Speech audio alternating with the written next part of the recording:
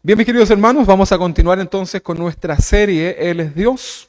Hoy nos corresponde hablar continuar con este tema tan importante, que es acerca de la deidad en Jesús. Estamos nosotros hablando de Dios, de conociéndole al Señor, como le hemos dicho en las enseñanzas anteriores. Hemos hablado acerca de su Trinidad, acerca de sus atributos, hemos hablado completamente de todo lo que es el Señor, hemos estado hablando de la humanidad, ¿verdad? Del aspecto humano en Jesús.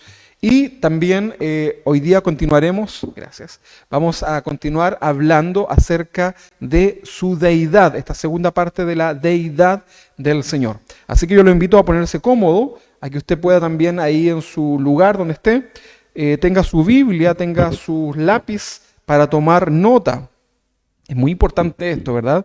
Nosotros no podemos, no deberíamos nunca escuchar la palabra del Señor y no tomar nota. Es muy importante que usted cómprese un cuadernito con un lápiz y tome nota, ¿verdad? Para que pueda repasar. También nosotros ahí les compartimos durante la semana o en la transmisión compartimos ahí las citas bíblicas, se les comparte el link para que usted pueda volver a escuchar esta predicación, pero independiente de eso, anote, ¿verdad? Yo lo invito a que tome nota.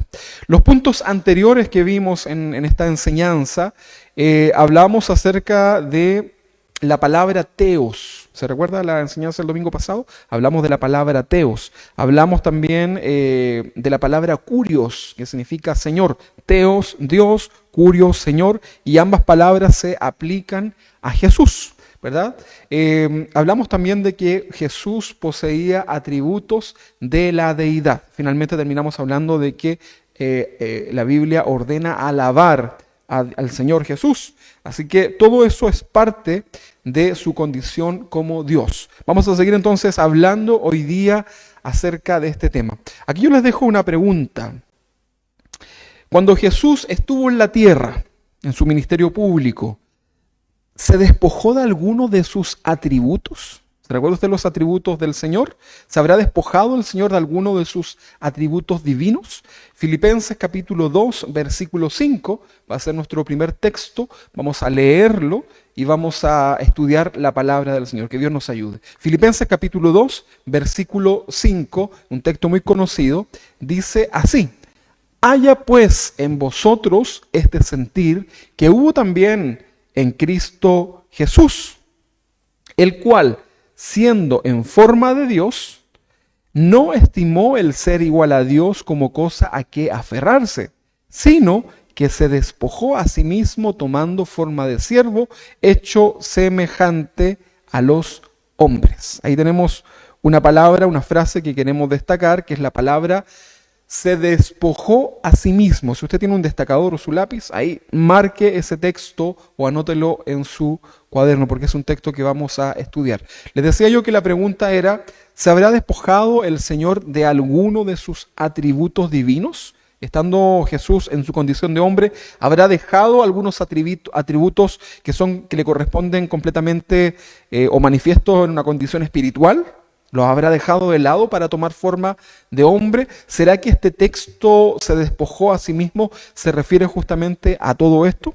Bueno, en base a este pasaje, y principalmente a la frase se despojó a sí mismo, muchos teólogos en el mundo, ¿verdad?, particularmente en el siglo XIX, abrazaron esta novedosa teoría en relación a la encarnación del Señor. Se recuerda que hablábamos que el término encarnación se refiere a que Dios se hizo hombre, ¿verdad? Entonces, en relación a este término y esta frase en particular, que se despojó a sí mismo, muchos teólogos del siglo XIX comenzaron a plantear algunas novedosas teorías en relación a esta encarnación. Y nos referimos particularmente, si usted lo quiere anotar para que lo pueda investigar después, nos referimos a una teoría que se conocía como teoría kenótica. Kenótica, con K, ¿verdad? De la teoría kenótica. Ahora, ¿qué es lo que es esto? Es una palabra bastante extraña, ¿verdad? La teoría kenótica sostiene que Dios, Hijo, dejó de lado alguno de sus atributos divinos al encarnarse en Jesús en forma humana. Se lo quiero repetir para que no se lo olvide. La teoría kenótica plantea que el Hijo, Jesús, cuando toma esta condición humana, deja de lado algunos atributos correspondientes a la parte divina, ¿verdad? La omnipresencia, todo eso que tiene que ver como lo sobrenatural, lo deja de lado, algunos atributos, ¿verdad? Y toma la forma humana, ¿verdad? Cuando toma la forma humana, entonces está dejando estos atributos. No sé si se logra entender, eso es la teoría kenótica. La palabra kenosis, kenótica, viene la palabra kenosis, y de esta palabra kenosis deriva otra palabra que se llama keno, ¿verdad? Y la mayoría de las veces se utiliza en el griego esta palabra keno para traducir la palabra vaciar, keno, vaciar. Y de aquí se traduce esta frase tan conocida que acabamos de leer, que es, se despojó a sí mismo. Según esta teoría, que yo le estoy planteando acá, conocida como la teoría kenótica, según esta teoría, Jesús se despojó de algunos atributos divinos tales como la omnisciencia, la omnipresencia, la omnipotencia, y esto fue todo mientras Él estaba en la tierra, ¿verdad? Esta teoría plantea que Dios Hijo se despoja entonces de estos atributos divinos con el fin de poder cumplir la obra redentora en la tierra. Ahí yo le hago una pregunta a usted. ¿Qué le parece? ¿Qué piensa usted? ¿Está de acuerdo con esta teoría kenótica? En donde el Hijo se despoja de algunos atributos y queda así, ¿verdad? ¿Qué piensa usted? ¿Qué conclusión? ¿Usted creería esta teoría? ¿La cuestionaría? ¿Le parece convincente? ¿Cuál es su posición ahí en relación a esto?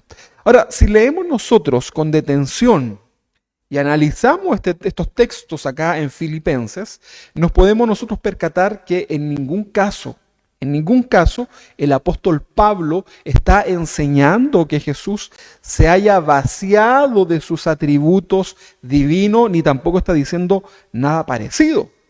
Sería bastante arriesgado poder plantear esto, ¿verdad? No es que Jesús se despojó de todos sus poderes, atributos divinos. Lo que el texto quiere decir, lo que acabamos de leer, lo que queremos decir, lo que el texto quiere decir acá, y lo dice con mucha claridad, es que Dios, Hijo, en este caso entendemos Jesús, ¿verdad?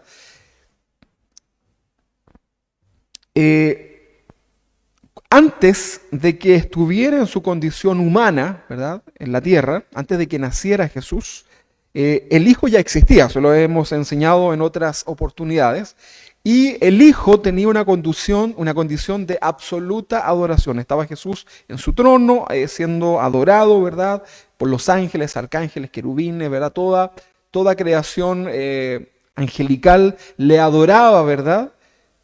Y esa era la condición de Jesús antes de ser encarnado en una figura humana, ¿verdad?, en el Jesús que nosotros conocemos. Entonces, en esa condición, a Jesús no le faltaba nada, Jesús no necesitaba nada, pues Él es Dios. Cuando el Padre toma esta decisión por amor, ¿verdad?, de enviar a la tierra al Hijo en rescate de lo que se había perdido, ¿quiénes son ellos? Todos nosotros. Acá en este querer del Padre, el Hijo no tiene ningún problema, ninguna resistencia en obedecer. Dios Hijo, entonces decimos que no tiene problema y toma una forma o una condición humana, o sea, hace hombre, ser humano, ¿verdad? Estamos de acuerdo que entre ser Dios y ser humano hay bastante diferencia, ¿verdad? Usted no me puede decir que es lo mismo. Recuerde que Jesús está tomando una figura humana, ¿verdad? Y estamos diciendo que hay mucha diferencia entre ser un ser humano y ser Dios. Esto es algo incomparable. Bueno, en el contexto que estamos leyendo acá, Jesús no tuvo ningún problema en obedecer al Padre y ahí es donde se despoja de esa condición de estar en un estado de absoluta adoración, ¿verdad? Imagínese usted ahí a Jesús en adoración, el Padre dice, vas ahora a ir a la tierra a cumplir un ministerio y Jesús no tiene problema en dejar esa condición, ¿verdad? Hay una pregunta, ¿será que Jesús desapareció de ese lugar? ¿Qué habrá sucedido? Bueno, son preguntas bastante profundas, ¿verdad? Pero vamos entendiendo por parte. Entonces Jesús viene a la tierra, ¿para qué? Para ser humillado por su propio pueblo escogido. Acá Jesús no solamente es humillado, podríamos utilizar otras palabras más fuertes. Jesús es basureado, Jesús es maltratado, Jesús es golpeado, acusado, herido, crucificado y finalmente muerto. Y esto, hermanos, es realmente humillante. La frase despojarse a sí mismo quiere decir humillarse, quiere decir humildad. En ningún contexto está hablando de perder su condición de Dios, ni mucho menos ninguno de sus atributos, ¿verdad? En ningún caso está hablando de aquello, que era un poco lo que la teoría quenónica era lo que planteaba. Nosotros acá podemos entender al leer este texto que en ningún caso se refería a eso. Fíjese que Dios no puede perder sus atributos, porque cada uno de los atributos de Dios, como lo hemos estudiado en esta serie, están sustentados en su eternidad. Dios es eterno y todos sus atributos son eternos. Así como Dios es santo, todos sus atributos son santos. En el caso también de su eternidad es completamente aplicable. Por lo tanto, el Señor siempre ha sido omnipotente, omnipresente, omnisciente, Dios todopoderoso. Dios siempre ha sido así. Nunca ha cambiado. Sus atributos no varían. El Señor es inmutable, lo hemos estudiado. No fueron creados por nadie, no tienen principio ni fin. Son parte de la esencia divina y eterna de nuestro amado Dios. Algunas personas, en relación a estos temas de que de cierta manera varían los atributos del Señor, algunas personas dicen que cuando la iglesia, nosotros seamos tomados en el arrebatamiento, dicen que el Espíritu Santo se va a ir de esta tierra, que el Espíritu Santo ya no va a estar en esta tierra. ¿Qué piensa usted en relación a eso? Lo hemos enseñado, lo hemos estudiado, ¿verdad? Y hay muchas posturas en relación a esto, pero hay personas que plantean que el Espíritu Santo se va. O sea, Jesús viene, ¿verdad? En el arrebatamiento, no estoy hablando de la segunda venida, estoy hablando del arrebatamiento. Jesús viene, toma su iglesia, ¿verdad? Nos reunimos con Él en las nubes y resulta que junto con eso también el Espíritu Santo se va de esta tierra. ¿Qué piensa usted en relación a esta postura? Entonces, decir que el Espíritu Santo del Señor se va, en cierta manera es ir en contra de sus atributos, porque estamos diciendo que Dios deja de ser omnipresente. Recuerde usted que el Espíritu Santo es Dios. El Espíritu Santo es Dios. ¿Y Dios se podrá ir de alguna parte? ¿Podrá el Señor ser quitado de algún lugar? Si Dios lo llena todo, ¿verdad? Nosotros estamos ahí en Dios, ¿verdad? Entonces Dios no puede perder el atributo, ¿verdad? De su eternidad, de su omnipresencia. Solamente recordarles a ustedes que cuando la iglesia sea tomada, cuando esta tierra esté en el periodo de la gran tribulación, en esta tierra, ¿verdad? Este es un trato de Dios con la nación de Israel en particular. Y ahí van a existir los conocidos 144.000 sellados del Apocalipsis, ¿verdad? Son personas, son judíos de todas las tribus que van a ser escogidos por parte del Señor y van a ser sellados nada más y nada menos que por el Espíritu Santo. Esto es algo que sucede posterior a que la iglesia ya es tomada, arrebatada. Por lo tanto, decir que el Espíritu Santo es quitado durante ese periodo sería ir en contra de muchos de estos pasajes y directamente contra estos atributos de parte del Señor. Al menos así lo logramos entender, ¿verdad? No estamos haciendo de esto una doctrina, pero sí lo logramos entender en relación a esto. Entonces, durante la gran tribulación, los 144.000 sellados también van a estar compartiendo la palabra a los judíos, testificándoles, y fíjense que va a ser el Espíritu Santo el que les va a convencer de su pecado y van a terminar reconociendo a Jesús como Señor y su Salvador. Va a ser la única forma de que esos judíos, esos hombres que aún no han creído, puedan creer. Va a ser la última oportunidad. Ahora, en este contexto entonces el Espíritu Santo es el que convence de pecado a esos judíos, ¿sí o no?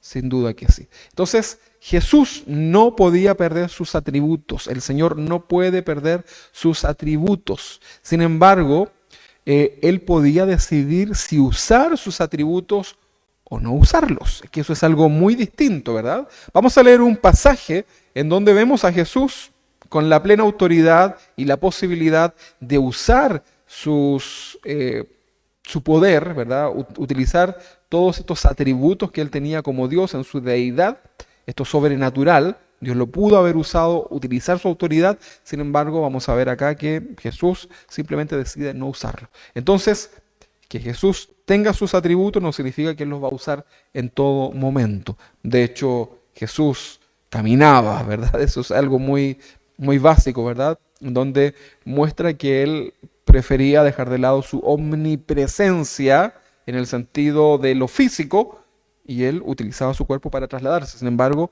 en su capacidad divina podía seguir estando en todo lugar. Vamos a leer entonces este pasaje de Mateo capítulo 4, versículo 1.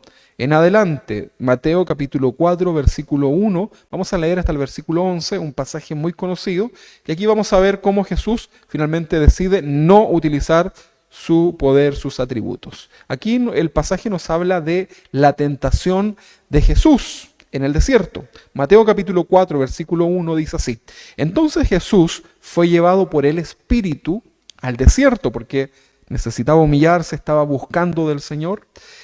Y Jesús es llevado por el Espíritu al desierto para ser tentado por el diablo. Y después de haber ayunado 40 días y 40 noches, ¿qué es lo que tuvo? Hambre.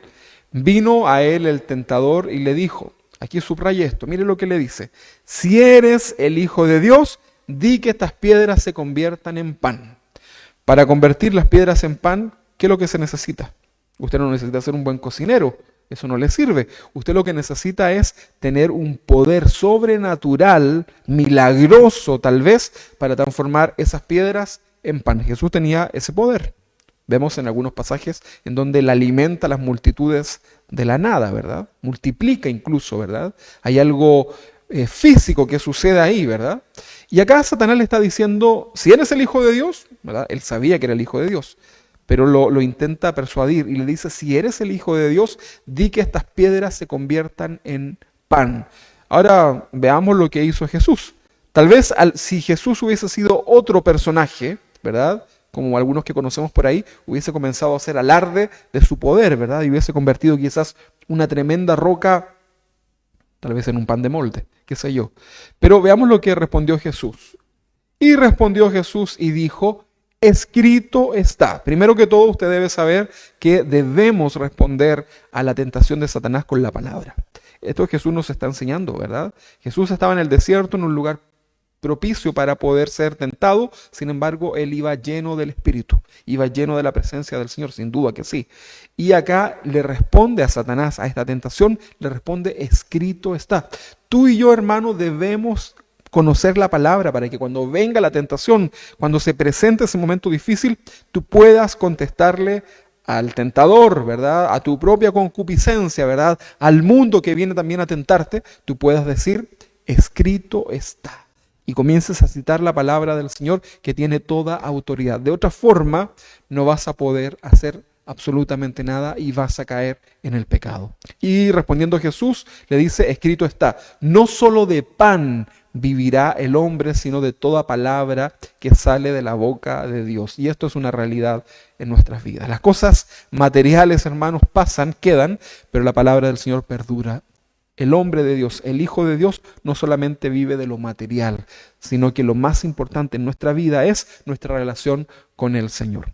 Veamos qué le respondió entonces el diablo a esta respuesta de Jesús. Entonces el diablo dice que lo llevó a la santa ciudad, ni siquiera le refutó, simplemente lo lleva a otro escenario, a la santa ciudad, y le puso en el pináculo del templo, la parte más alta del templo. Esto quiere demostrar un poco el poder religioso tan importante que había en esa época. Y Jesús es llevado a ese lugar para ser tentado por Satanás. Y le dice, si eres el Hijo de Dios, échate abajo porque escrito está. Y aquí le comienza a citar las palabras de los profetas. Escrito está: a sus ángeles mandará acerca de ti, y en sus manos te sostendrán para que no tropieces con tu pie en la piedra. ¿Qué es lo que está aquí manifestando? Una autoridad divina, ¿verdad? Para que Dios en ese momento ordenara, ¿verdad?, a los ángeles ir en ayuda del Señor, que en cierta manera a Satanás le estaba diciendo: tírate de lo más alto del templo a ver si tus ángeles vienen a salvarte, ¿verdad? Si eres realmente el Hijo de Dios, utiliza tus poderes y tu autoridad. Veamos si Jesús le hizo caso. Jesús le dijo: escrito está también, Satanás. O sea, le dice: te voy a responder nuevamente con la Biblia. No tentarás al Señor tu Dios. Aquí vienen preguntas. Dice la Biblia que Dios no puede ser tentado, y aquí vemos a Satanás tentando al Señor tu Dios. Bueno, vamos a tratar de explicar también esto. Otra vez, el versículo 8 dice que otra vez le llevó el diablo a un monte muy alto. ¿Qué nos quiere decir esta última frase, otra vez? Esto nos quiere decir que Satanás es insistente, hermanos. A veces los cristianos pensamos que vamos a poder vivir esta vida tranquilamente, pero usted debe recordar que en el mundo tendremos aflicción. Usted debe recordar que día a día Satanás tiene un plan para nuestras vidas, y hoy día no quiero hablar de Satanás, sino que quiero que hablemos acerca de que vendrá la tentación, volverá la tentación una y otra vez, porque Satanás es insistente. Llega un momento ya que cuando Satanás ve que tu carne está crucificada ahí en la cruz, inmovilizada, ya simplemente va con otra tentación. En ningún caso va a dejar de tentar, pero sí va a estar ahí con otros planes. Pero es importante que podamos vencer. Entonces, el versículo 8, dice: otra vez le llevó el diablo al monte más alto. Nuevamente eso tiene que ver con autoridad, poder, y le mostró todos los reinos del mundo y la gloria de ellos, que sin duda es asombroso. Y le dijo: todo esto te daré, porque él es el príncipe de este mundo, si postrado me adorares. Esto es algo que le ofrece Satanás a muchos personajes políticos de la farándula, ¿verdad? Y ellos ahí están dispuestos a entregarle su corazón, y tienen justamente fama, dinero, prestigio en esta tierra, ¿verdad? Pero un día Satanás les va a pasar también esa cuenta, ¿verdad? O mejor dicho, Dios, no Satanás no, sino que Dios les va a pasar esa cuenta, porque todo aquel que niegue al Señor en esta vida va a tener condenación entonces eterna. Entonces Jesús, el versículo 10, entonces Jesús le dijo: vete, Satanás, ándate, Satanás, déjame tranquilo, porque escrito está, te insisto, la Biblia dice, escrito está: al Señor tu Dios adorarás y a Él solo servirás. ¿Cómo se te ocurre, Satanás, estar pretendiendo ofrecerme reinos terrenales si la Biblia dice que tú me debes aún así adorar? Un día en esta tierra, toda lengua confesará que Jesucristo es el Señor. Todos aquellos que hoy día se ríen, se burlan, niegan al Señor, un día van a confesar que Jesucristo es el Señor. No es que van a ser cristianos, sino que en su situación de condenado delante del gran trono blanco, terminarán diciendo: efectivamente, Jesucristo es el Señor.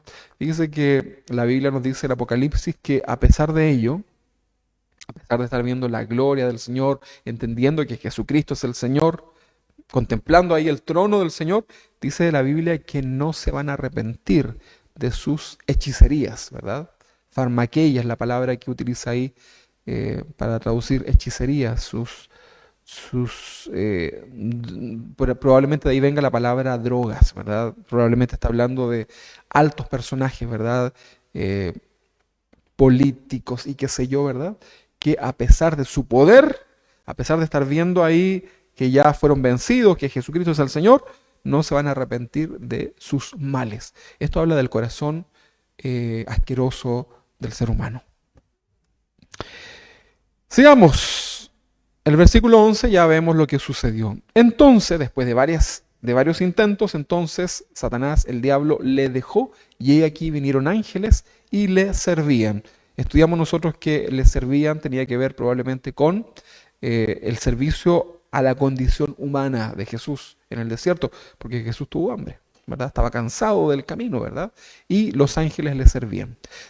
Volviendo a la teoría kenótica, que afirmaba que Jesús se despojó de alguno de sus atributos divinos, podemos decir entonces con claridad que despojarse a sí mismo nos habla de una actitud de humildad que fue tan característica en el ministerio público de Jesús. El Señor era un hombre humilde, en ningún caso era un hombre déspota, autoritario, ni nada. Él fue el Señor en su condición de hombre, un hombre humilde, ¿verdad?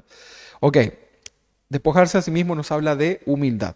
Por otra parte, si aplicamos ahora nosotros una regla hermenéutica, vamos a hacer memoria de esas clases de instituto bíblico, donde estudiábamos la hermenéutica, que es el arte de interpretar, eso es hermenéutica, y si lo aplicamos a la Biblia, existen reglas de interpretación. Una de las, bueno, la regla más importante es que la Biblia es su propio intérprete. Otras reglas secundarias hablan acerca de conocer el contexto, ¿verdad? Para poder entender bien lo que el Señor quiere decir en ese pasaje, hay que conocer el contexto bíblico. Y vamos a aplicar entonces esta hermenéutica para poder entender este pasaje de Filipenses, ¿verdad?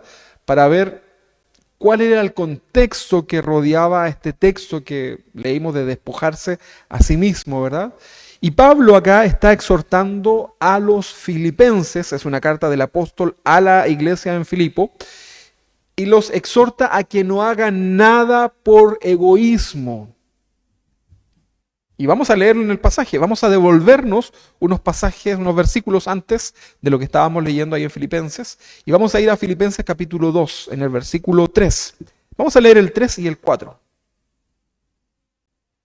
Dice así: nada hagáis por contienda o por vanagloria. Nada hagan por pelear, ¿verdad? Si usted va a hacer algo para el Señor para pelear, acá el Señor le está diciendo, nada hagas por contienda o por vanagloria. Por eso el Evangelio no lo podemos usar nosotros para discutir. Nada hagas por contienda, nada hagas para mostrarte que tú eres más bueno que otro. Dice acá este pasaje con claridad. Nada hagáis por contienda o por vanagloria. Antes bien, con humildad, estimando cada uno a los demás como superiores a él mismo. Pero pastor, si esa persona, usted no sabe cómo es. Yo soy un mejor cristiano que esa persona. Bueno, acá el texto dice con claridad, la carta apostólica a los filipenses, que también se aplica a nosotros, está diciendo que debemos estimar a ese otro, ¿verdad?, como superiores a nosotros. Superiores. Es una condición de servicio, ¿verdad? Recordemos que estamos viendo el contexto para poder llegar a este texto que Jesús nos habla de que no tuvo problema en despojarse a sí mismo. Nada hagáis entonces por contienda o por vanagloria, antes bien con humildad, estimando cada uno a los demás como superiores a él mismo. Versículo 4, no mirando cada uno por lo suyo propio, no sean egoístas, sino cada cual también por lo de los otros. Entonces, ¿qué es lo que querrá decir Pablo en estos dos pasajes? Pablo los está llevando a que sean como Cristo y les cuenta el ejemplo que nosotros hemos leído, le cuenta el ejemplo nada más y nada menos que en el mismo Señor, en el mismo Jesús, ¿verdad? Entonces les cuenta el ejemplo de Cristo y ahí vienen entonces los siguientes versículos que citan lo que leíamos al principio de esta condición humilde de Jesús. En ningún caso, este pasaje, aplicando la hermenéutica, en ningún caso está hablando de que Jesús pierde sus atributos divinos en su condición de hombre. En ningún caso, hermanos. En ningún caso. Y mire, grábese esto en su mente. Somos imitadores del Señor. Grábese esto. Jesús puso los intereses de los demás en primer lugar. Usted y yo estuvimos primero en el corazón del Señor antes que Él mismo. ¿O no? Trate de pensar en esto. Jesús puso los intereses de los demás en primer lugar. estuvo dispuesto a dejar algo de su privilegio, que tenía como deidad, ¿verdad?, en un lugar en condición de adoración, y que eran propios de él como Dios. Y estuvo dispuesto entonces a dejar de lado todo eso, todos esos privilegios.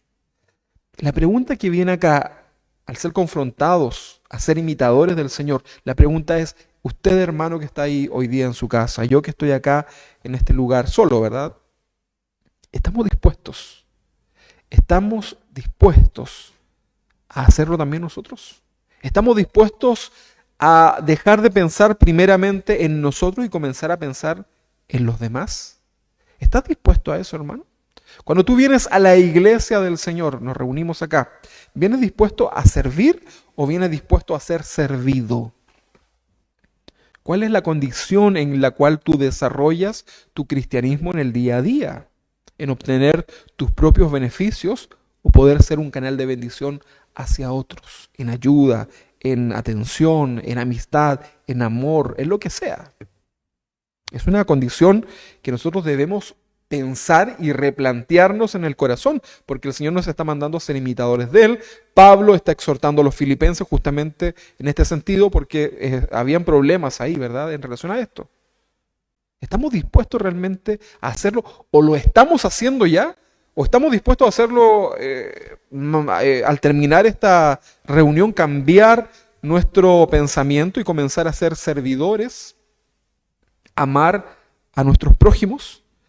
Esta entonces es la enseñanza que Pablo se está esforzando por enseñar a los filipenses, que sean imitadores de Cristo primero en su obediencia, en su humildad, y que dejen de pensar primero en ellos, que dejen ese pensamiento tan individualista. Pablo no les está pidiendo a los filipenses, por ejemplo, que dejen de lado su inteligencia, porque eran hombres inteligentes. Tampoco le dicen dejen de lado sus fuerzas con las cuales trabajaban, ¿verdad? Les está diciendo sigan con eso, sigan con su inteligencia, sigan con sus fuerzas, pero ahora también piensen en los demás. Hermano, no hay nada de malo que tú tengas dinero, que tengas bienes, ¿verdad? Que te vaya bien, gloria a Dios por eso. Me alegro cuando algún hermano, alguna hermana es bendecido por parte del Señor, ¿verdad? Pero también Dios prueba nuestro corazón, ¿verdad?, en el sentido de ser generoso. Acá hay mucho, podríamos profundizar bastante en esto, pero no es el tema central. Pero si Dios te bendice es para ser generoso. Si Dios pone una persona con necesidad, bendícele. Hazlo, ¿verdad? Dios está mirando tu corazón. Fíjate que puedes tener mucho dinero, ¿verdad? Y ese mucho dinero se te puede ir en una enfermedad. Hay mucha gente que se le fue toda su fortuna en una enfermedad, ¿verdad? Y no te estoy diciendo que tú lo hagas ahora para que Dios no te quite, para nada. Pero Dios quiere tratar también en nuestros corazones. Por lo tanto, entendiendo esto de que Jesús no se despojó de sus atributos, ¿verdad? Que la enseñanza de los filipenses era hablar de un Jesús humilde, ¿verdad? Que no escatimó en dejar esa condición de adoración, esa condición cómoda quizás, si lo queremos llamar así, de Dios, y se hace hombre, se humilla. Por lo tanto, en ningún caso está diciendo que dejó sus atributos de lado. Por lo tanto, la teoría de la kenosis no es correcta, ¿verdad?, en la interpretación de este pasaje de Filipenses. Probablemente usted lo tenga claro, probablemente no le genere mayor conflicto, pero es importante que podamos poner estas bases bíblicas doctrinales en relación a estos pasajes tan importantes, porque va a llegar un momento en que estas teorías van a comenzar a aparecer por ahí, usted la va a leer, se va a encontrar con ello, y usted debe tener una base bíblica, ¿verdad? Para que cuando venga Satanás a tentarlo ahí en su intelecto, usted le diga, escrito está, y yo sé cómo interpretar estos pasajes. Es más, si esta teoría fuera cierta, no podríamos afirmar entonces que Jesús es plenamente Dios, ¿verdad? Porque en este caso estaría careciendo de alguno de los atributos divinos, estos atributos de la omnipotencia, la omnipresencia. Entonces, Jesús ya no es 100% Dios. Es 100% humano, pero tal vez un 80% Dios. No, ¿verdad? Lo entendemos que no es así. La teoría de la kenosis niega la deidad de Jesús. Lo lleva solamente a una condición humana especial. ¿Ok? Eso lo vamos a ver en muchas sectas hoy día. Veamos otro punto. Jesús es plenamente Dios. Eso lo hemos estudiado. El Nuevo Testamento es claro y enfático en enseñar que Jesús es Dios. Hay muchos pasajes que hemos estudiado, que hemos aprendido, que le atribuyen y sin ningún problema el título de Dios y de Señor y de Hijo de Dios. ¿Okay? Así que no tenemos problema con esto. Pero vamos a ver un par de pasajes más que afirman la condición divina de Jesús, para que no quede ni una duda. Colosenses capítulo 1, 19, usted lo va a leer ahí, Colosenses 1, 9. Nuevamente el apóstol Pablo escribe a la iglesia en Colosa y les dice, usted lea el contexto entero, Colosenses 1, 9 dice, por cuanto agradó al Padre que en él, está hablando de Jesús, habitase toda la plenitud, completamente, plenamente Dios, ¿verdad? En Jesús.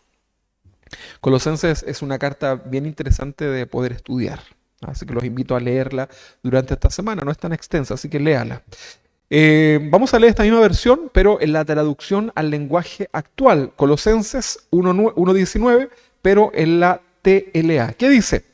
Y en él, se refiere a Jesús, se encuentra todo el poder divino. No dice una parte, dice todo el poder divino. No sé si estará ahí proyectado el texto, pero dice todo el poder divino. Eso así lo traduce esta versión mucho más contemporánea, ¿verdad?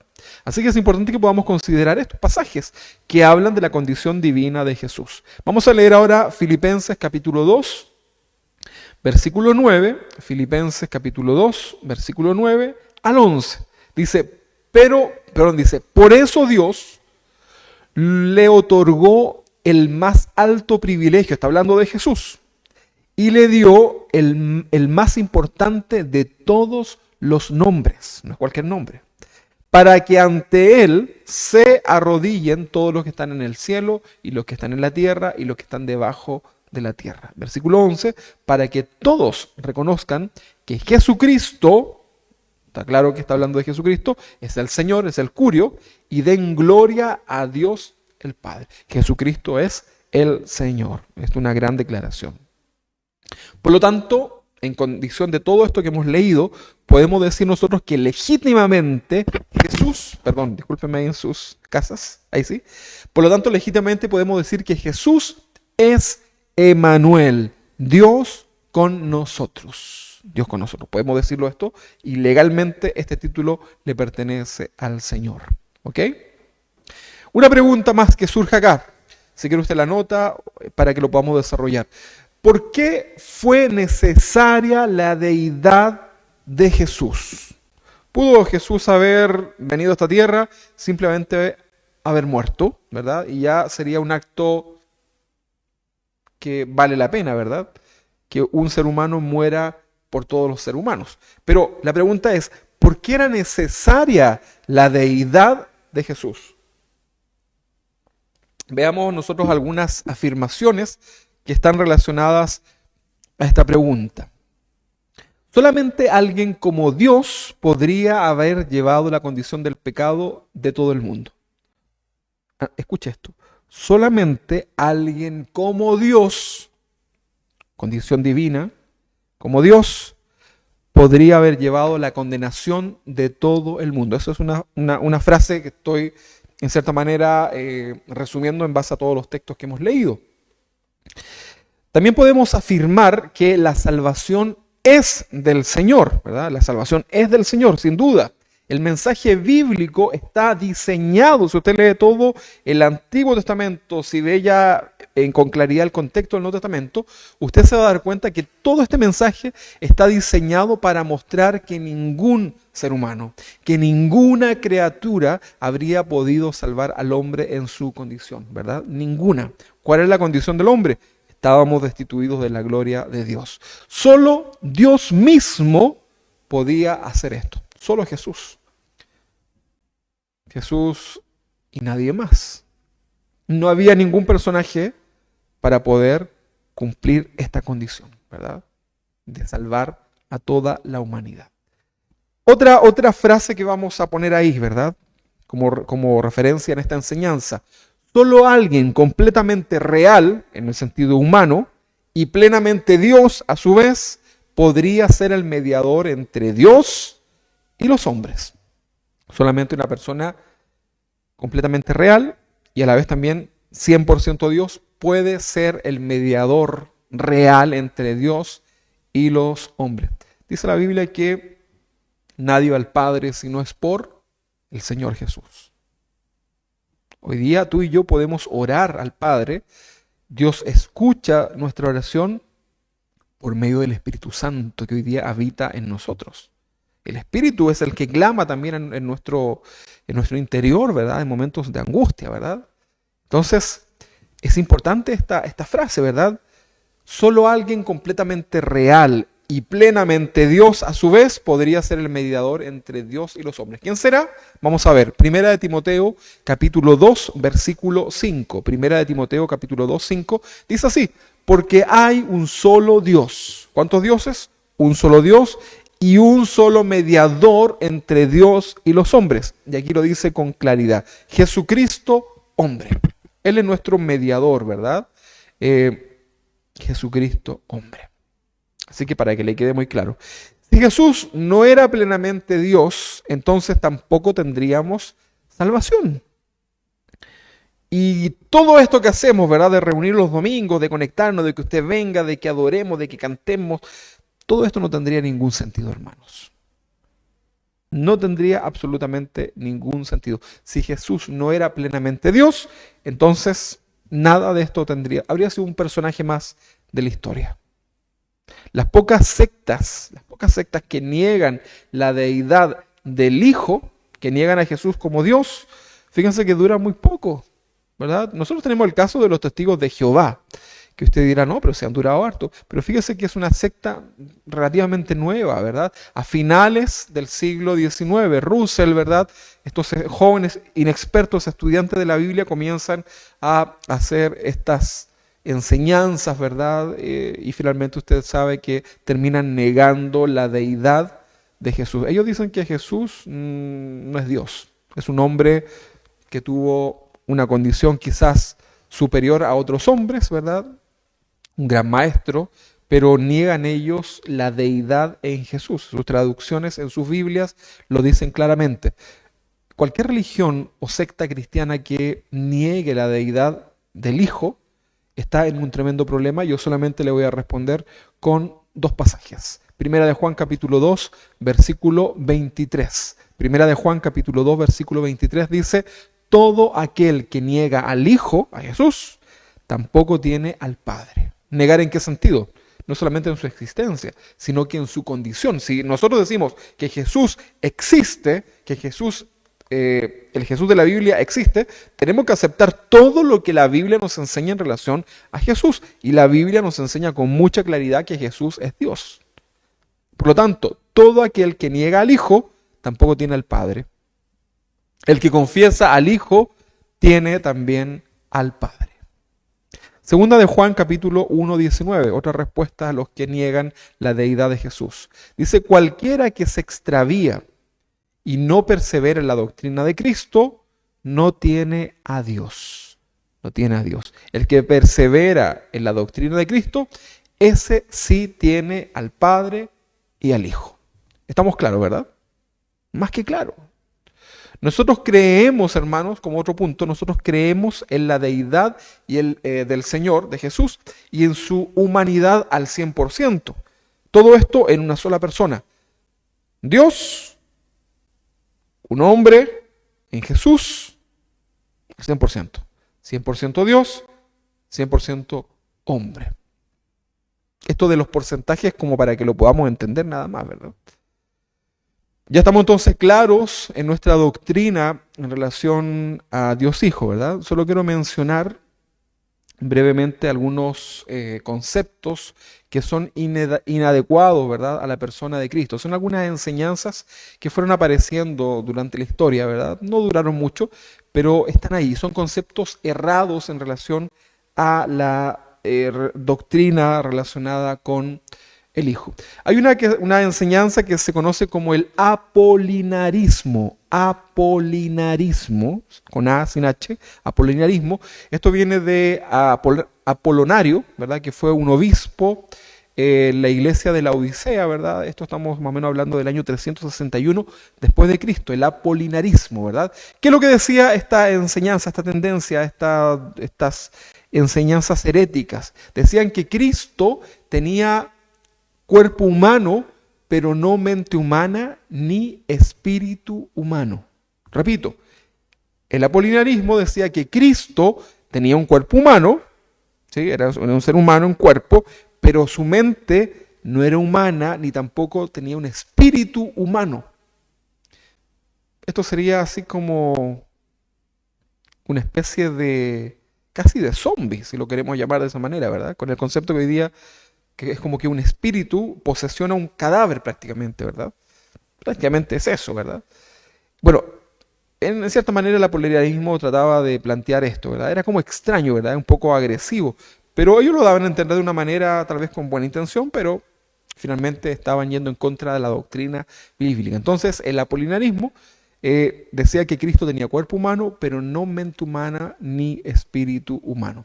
Después tenemos otra enseñanza, ¿verdad?, que apareció. Solamente vamos a ver tres. La segunda es el nestorianismo, que fue propuesto, ¿verdad?, por Nestorio, ¿verdad?, que era un predicador muy popular de Antioquía. Esto es en el año 428, más o menos después de Cristo. Él fue el obispo de Constantinopla, ¿verdad? Entonces el nestorianismo decía que eran dos personas separadas en Jesús. Dos personas dentro de Jesús, pero separadas. Una persona humana y una persona divina. ¿Qué cree usted? Pareciera como que sí, como que no, ¿verdad? Pero esto era el nestorianismo.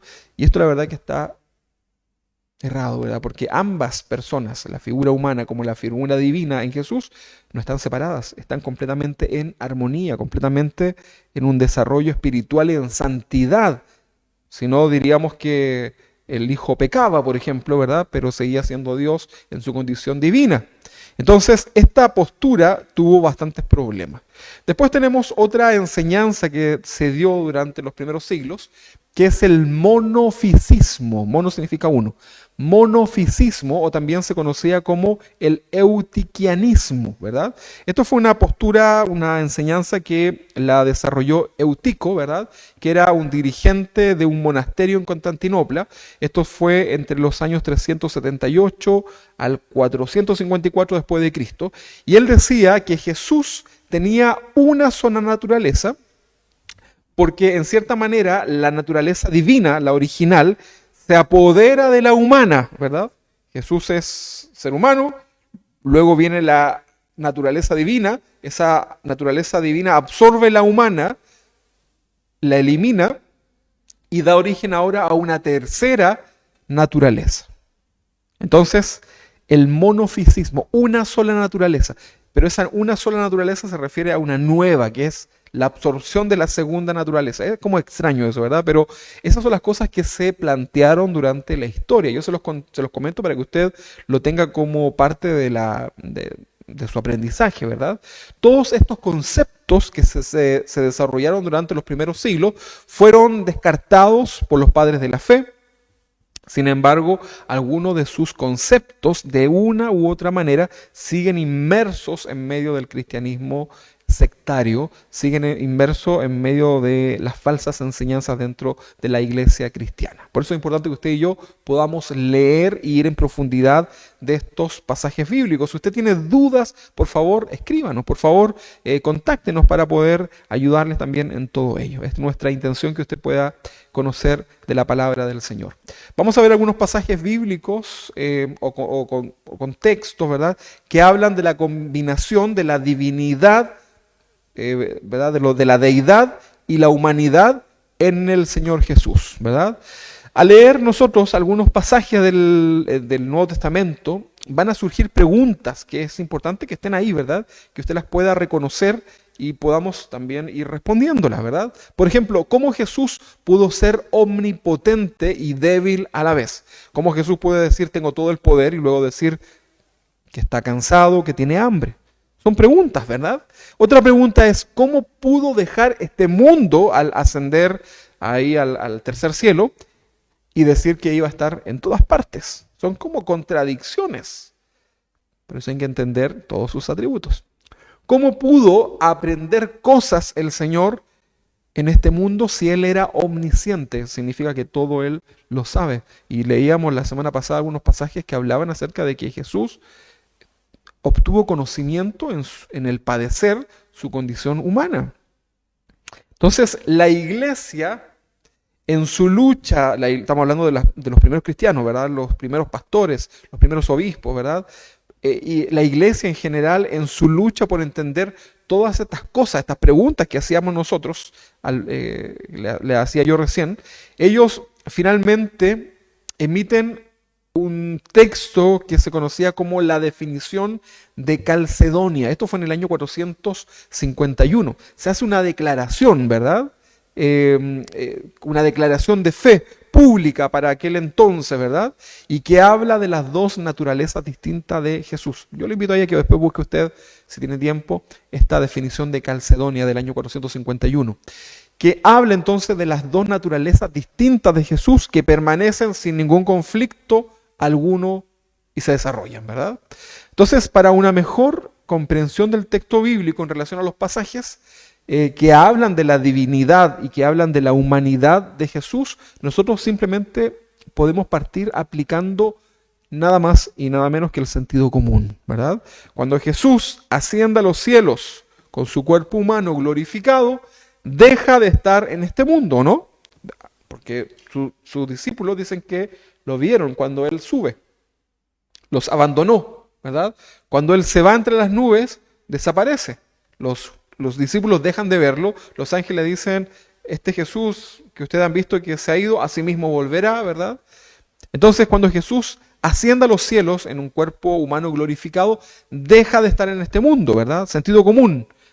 Pero su aspecto divino sigue estando con nosotros en todo tiempo y en todo lugar. Usted no necesita mucho que ahondar ahí, más que el sentido común, ¿verdad? Ya con esta base que tenemos hoy día de los atributos del Señor, ya podemos aplicarlo con claridad. Cuando Jesús muere en la cruz, su naturaleza humana muere.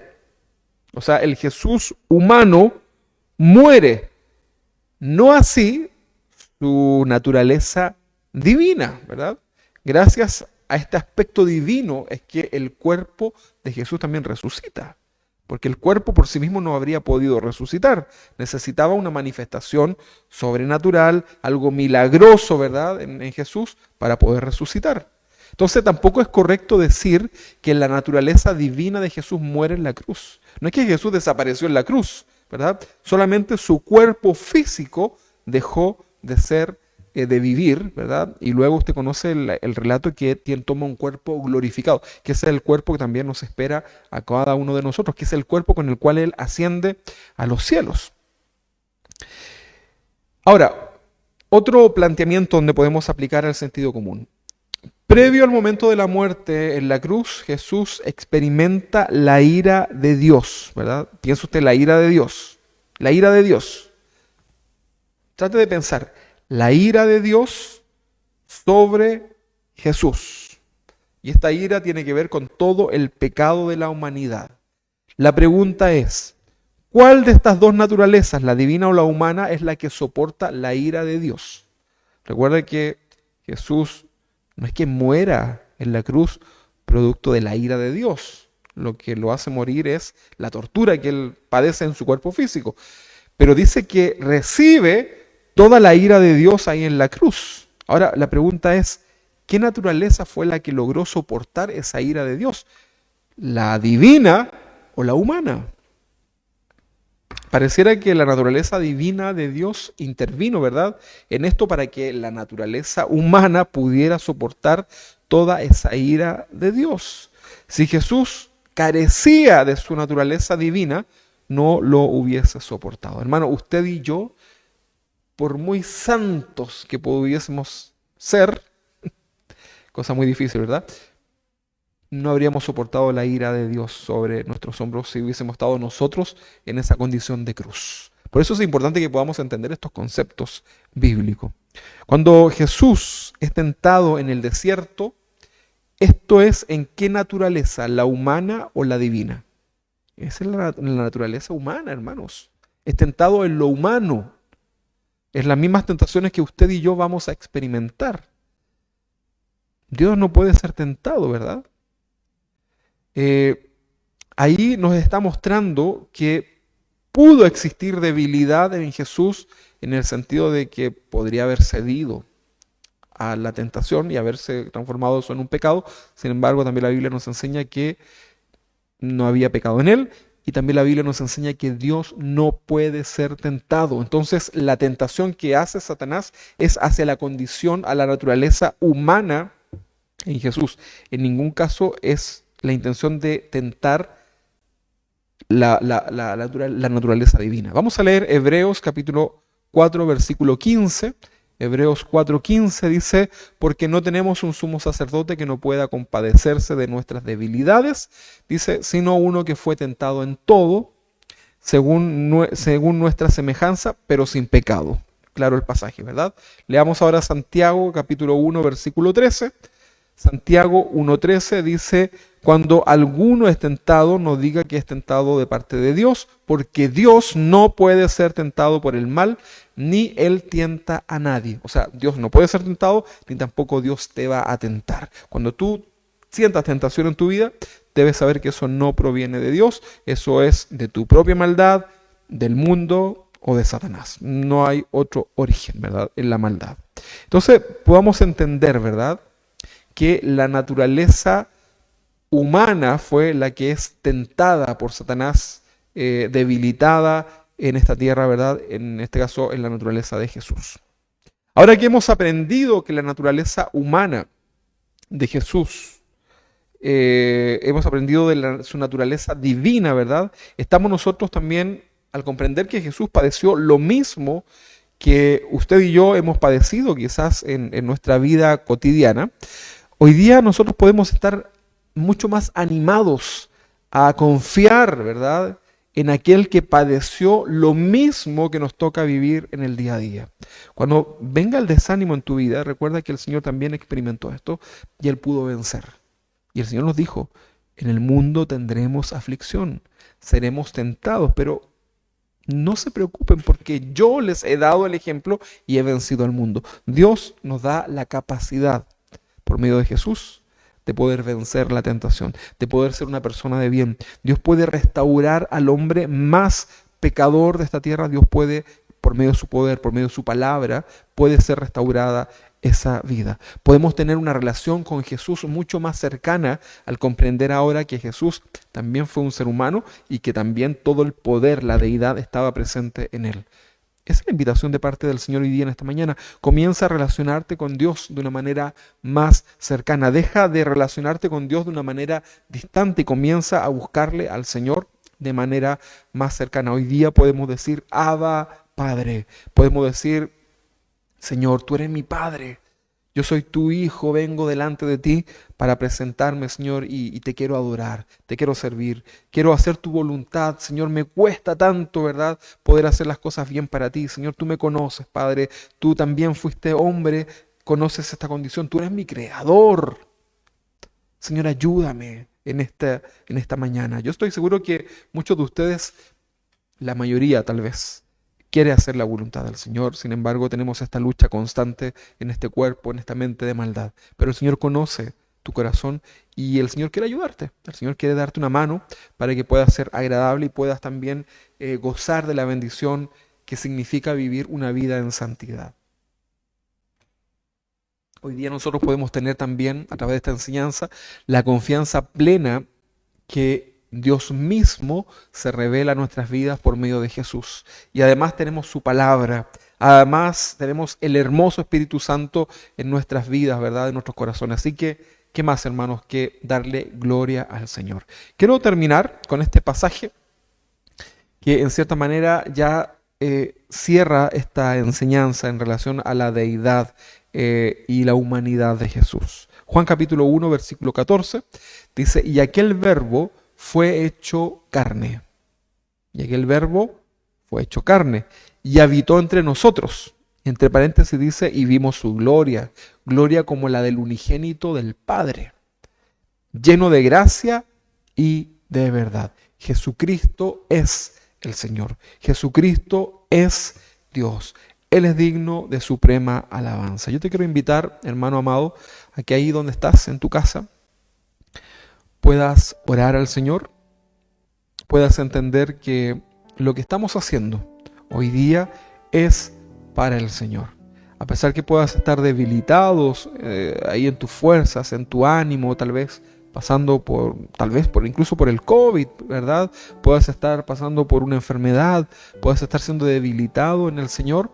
Tú debes entender, hermano, que el Señor es digno de toda alabanza y en todo momento nosotros debemos servir a nuestro Señor y debemos también agradarle. Yo te invito a que puedas cerrar tus ojos, que puedas entender que estamos delante del Señor Dios Todopoderoso y nos presentamos delante de Él. Señor, aquí estamos en esta tarde ya, Señor. Hemos entendido, Señor, por medio de tu palabra con claridad que tú eres Dios. Gracias, Jesucristo, por morir por nosotros. Gracias por tu poder. Gracias por tu perdón, tu misericordia, Señor. Gracias porque nos has acompañado todos los días de nuestra vida, Señor, y lo seguirás haciendo. Señor, hoy día solamente hemos comprendido un poquito más de lo que tú eres. Señor, a través de esta serie hemos querido conocerte, Señor. Hemos querido ir a tu corazón, Señor, para entender quién eres tú. Señor, ayúdanos para que nuestro servicio, nuestra adoración siempre sea contigo en el centro del corazón. Señor, que cada palabra, que cada pensamiento, que todo lo que hagamos, Señor, sea siempre pensando en que tú eres Dios, que tú estás con nosotros, que tu poder, tu presencia está en medio nuestro, Señor. Bendícenos, Señor. Quiero orar por mis hermanos que están en su casa para que cada uno de nosotros podamos comprender, Señor, que tú eres Dios, que esto no es una religión, sino que se trata de una relación directa contigo, Señor, por medio de tu Espíritu Santo. Señor, ayúdanos en todo. Ayúdanos a ser cristianos consecuentes con lo que leemos en tu palabra, con lo que predicamos a otros, Señor. Ayúdanos, Señor, a poder ser cristianos que podamos vivir tu palabra día a día, Señor. Que cuando te adoremos, Señor, sepamos que tú estás escuchando, Señor, nuestra oración y que no podemos ir apresuradamente delante de ti, Señor. Que cuando queramos venir a tu casa, Señor, sepamos que es algo que tú has instituido, Señor, sepamos que es algo decoroso, sepamos que es algo santo, Señor, el estar acá en tu casa hoy día conectados a través de esta transmisión, Señor, que podamos darnos el tiempo, Señor, el tiempo que tú mereces, Señor, que podamos tener una actitud reverente delante de ti, Señor, que quitemos de nuestra mente que todo gira en torno a nosotros, Señor, y que seas tú glorificado, Señor, que seas tú exaltado, Señor, tú seas el centro de toda nuestra adoración. Señor, ayúdanos a conocerte un poquito más, Señor, hoy día por medio de tu palabra. En el nombre de Jesús, damos gracias por Jesucristo. Gracias, Señor, por morir por nosotros en la cruz. Gracias por soportar todo aquello, Señor. Simplemente te damos gracias y exaltamos tu nombre. Finalmente, Señor, quiero orar por aquellos que están hoy día pasando problemas, Señor. Aquellos que están pasando dificultades, bendíceles, Señor, grandemente, dale una salida, protege a nuestros hermanos que están de vacaciones, protege, Señor, a nuestros hermanos ahí de estas nuevas cepas, de este virus, Señor, que está azotando a toda la humanidad, Señor. Bendícenos, Señor, bendice también mi familia, Señor, que estamos siendo afectados, Señor, por estos virus, Señor, que andan ahí en el ambiente, Señor. Bendice a nuestros hijos, Señor, levántales, Señor, danos la fuerza, Señor, para poder seguir siempre sirviéndote. En el nombre de Jesús, muchas gracias por todo, Señor. Amén y amén.